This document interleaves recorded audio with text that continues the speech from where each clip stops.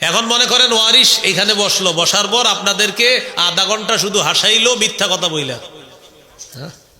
তো এইটা কোন ওয়ারিশের কাজ? মনে করেন আমি আপনাদের সামনে বসলাম, বসার পর আপনাদেরকে হাসাইতে হাসাইতে হাসাইতে হাসাইতে একদম, আর আপনারা বললেন ভাই হুজুর একটা মজার হুজুর। কিসের হুজুর? মজার হুজুর। তো কিরকম?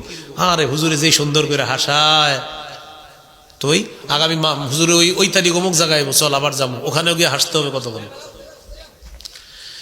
এইখানে যতজন মানুষ আছেন আপনারা প্রত্যেকটা মানুষের 1 মিনিট যদি আমি আজকে ওয়াজ করি, ধরে নেন 1000 মানুষ আছেন, 1 মিনিটে যোগ করলে 1000 মিনিটে কত হয়? 1000 মিনিট। 1 মিনিট করে প্রত্যেকের কয় হাজার মিনিট? আমি যদি 2 মিনিট ওয়াজ করি কয় হাজার মিনিট? 2000 মিনিট। আমি যদি 10 মিনিট ওয়াজ করি তাহলে কয় হাজার মিনিট হবে? হ্যাঁ কত?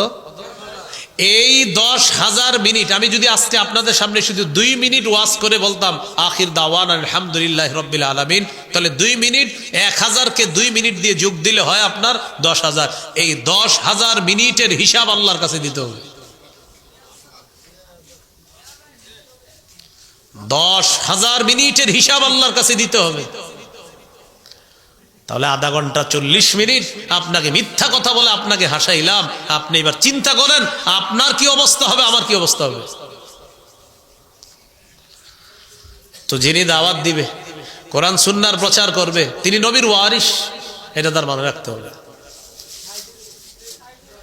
হাদিসের একটা কিতাব আছে আস-সিলসিলাতুস সহিহা, এই কিতাবের 2700 নম্বর হাদিস, মানে 2700 নম্বর হাদিস।